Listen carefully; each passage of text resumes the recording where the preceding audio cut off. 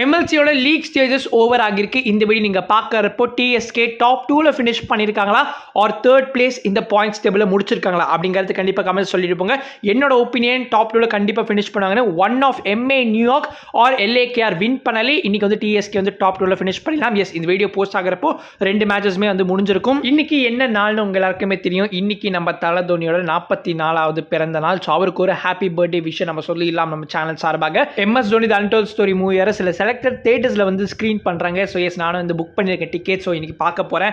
And S, இந்த ஒரு பிறவி பலன்னு சொல்லுவாங்க பார்த்தீங்கன்னா, அது இன்னைக்கு நான் அடைய போகிறேன். உங்களுக்கு ஏதாவது மூவி விளாக் மாதிரி வேணும்னா சொல்லுங்கள். நான் வந்து ஷார்ட்ஸ் மூலிமா வந்து ஒரு விளாக் மாதிரி ஒன்று போஸ்ட் பண்ண ட்ரை பண்ணுறேன். இன்னைக்கு இந்த வீடியோவில் எதை பற்றி பேச போகிறோம்னா, எஸ், எம்எல்சியோட லீக் சீரிஸ் முடிவடைஞ்சிருக்கு. எம்ஐ நியூயார்க் ரொம்ப லக்கியான டீம் இன் எம்எல்சின்னு சொல்லியான. பிகாஸ் ஆல் த 3 சீசன்ஸுமே வந்து 4th பிளேஸ் இந்த டேபிள் தான் முடிச்சிருந்தாங்க. இந்த சீசன்லையும் பார்த்தீங்கன்னா இப்போ 4th பிளேஸ் இந்த டேபிள் முடிச்சிருக்காங்க. இன்கேஸ் டிஎஸ்கேக்கு எதிராக சியாட்டில் ஆர்கஸ் வின் பண்ணியிருந்தாங்கன்னா அப்போ எம்ஐ நியூயார்க் இன்னைக்கு ப்ளே பண்ண கேம் அவங்களுக்கு ஒரு மஸ்ட் வின் கேமா இருந்திருக்கும். அண்ட் ஒரு இம்பார்ட்டன்ட் அனௌன்ஸ்மெண்ட் பார்த்தீங்கன்னா டிஎஸ்கே தரப்புலேருந்து ரிலீஸ் பண்ணிருந்தாங்க. நாண்ட்ரே பகர் இப்போ சீசன்லேருந்து ரூல்ட் அவுட் செய்யப்பட்டிருக்கார் due to national commitments. So South Africa, New Zealand and Zimbabwe tri series play பண்ண போறாங்க இல்லையா. ஸோ அந்த ட்ரை சீரிஸோட ப்ரிப்பரேஷன் கேம்ப் அதெல்லாம் இப்போ சவுத் ஆஃப்ரிக்கா வந்து ஸ்டார்ட் பண்ணியிருக்காங்க. அதுக்காக தான் நாண்ட்ரே பகர் வந்து போயிருக்காரு. ஸோ அவருக்கு ரீப்ளேஸ்மெண்ட்டாக சவுத் ஆஃப்ரிக்கன் பேசர் ஓட்னீல் பாட்மேனை பார்த்தீங்கன்னா சைன் பண்ணியிருக்காங்க. ஓட்னீல் பாட்மேன் லாஸ்ட் டைமே பார்த்தீங்கன்னா டிஎஸ்கேல தான் இருந்தார். ஸோ 2024 சீசனில் பார்த்தீங்கன்னா ஜெரால்ட் கோஜியோட ரீப்ளேஸ்மெண்ட்டாக வந்து நம்ம இவரை சைன் பண்ணியிருந்தோம். இந்த வருஷமே பார்த்தீங்கன்னா நாண்ட்ரே பகருக்கு ரீப்ளேஸ்மெண்ட்டாக வந்து இப்போ இவர் சைன் பண்ணியிருக்கோம். பாட்மேன் இப்போ சைன் பண்ணதுக்கான ரீசன் பண்ணா அஃப்கோர்ஸ் அவர் ஆடம் மில்னேக்கு ஒரு பேக்கப்பாக இருக்கட்டும் அப்படின்னா. பட் ஆடம் மில்னே தான் இப்போ பிளே ஆஃப் கேம்ஸ் ஸ்டார்ட் பண்ண போறாரு. ஆடம் மில்னேவே டியூ டு ஃபாரின் காம்பினேஷன் தான் ப்ளே பண்ண வைக்க முடியல. அதுக்கு பதிலாக தான் வந்து நாண்ட்ரே பகர் ப்ளே பண்ணிட்டு இருந்தாரு. Because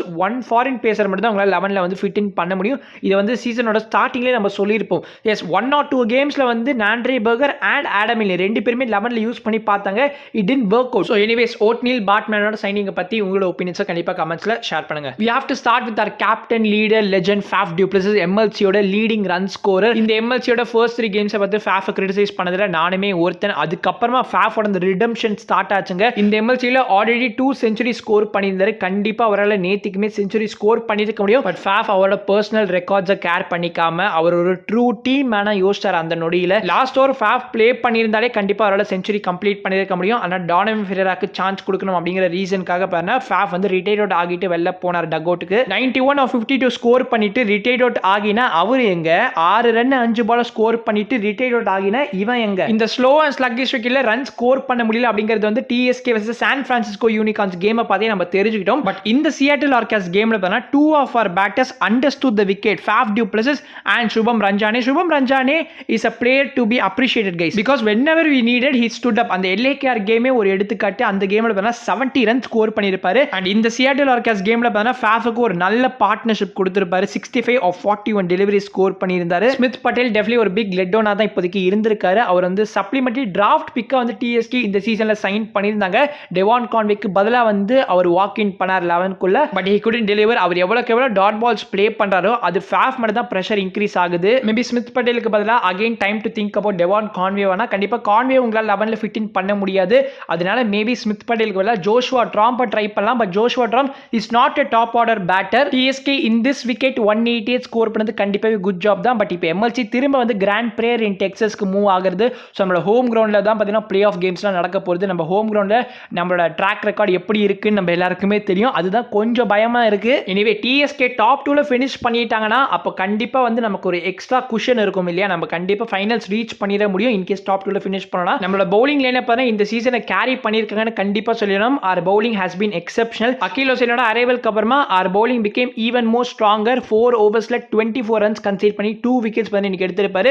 It's not easy to be bowling in power play. ஆனா கன்சிஸ்டன்ட்டா பார்த்தா பவர் பிளேல பவுல் பண்ணி விக்கெட்ஸ் எடுக்கறாருன்னா அதை நம்ம அப்ரிஷியேட் பண்ணியானோம். கண்டிப்பா IPL contract is loading for Akeal Hosein. Noor Ahmad also was very clinical, 2 wickets எடுத்திருப்பாரு. பட் ஸ்டார் ஆஃப் த கேம்னு பார்த்தா அது ஆடம் மில்னே தான். பிகாஸ் 5 எடுத்திருந்தாரு. Even after not playing 3 or 4 games இந்த வருஷம் டிஎஸ்கேயோட ஹையஸ்ட் விக்கெட் டேக்கர் பார்த்தா ஆடம் மில்னே தான். MLC 2025 highest wicket taker leader போர்ட்லயுமே பார்த்தா ஆடம் மில்னே தேர்ட் பிளேஸ்ல இருக்காரு. இன்ஜுரிஸ் மட்டும் ஆடம் மில்னேயோட கரியரை ரூயின் பண்ணாம இருந்திருந்தா கண்டிப்பா he could have been a better player. already is a better player தான்.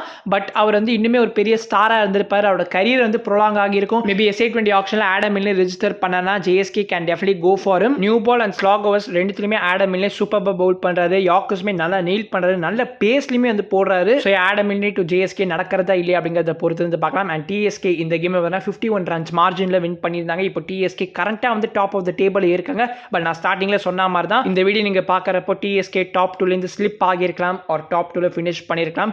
என்ன ஆகிருக்கு அப்படிங்கிறத கண்டிப்பாக கமெண்ட்ஸை சொல்லிட்டு போங்க. ஸோ கைஸ் இதை வீடியோ முடிச்சுக்கலாம். இந்த வருஷம் டிஎஸ்கே சாம்பியன்ஸ் ஆகணும் அப்படிங்கிறது தான் எல்லா ஃபேன்ஸோட ஆசையுமே.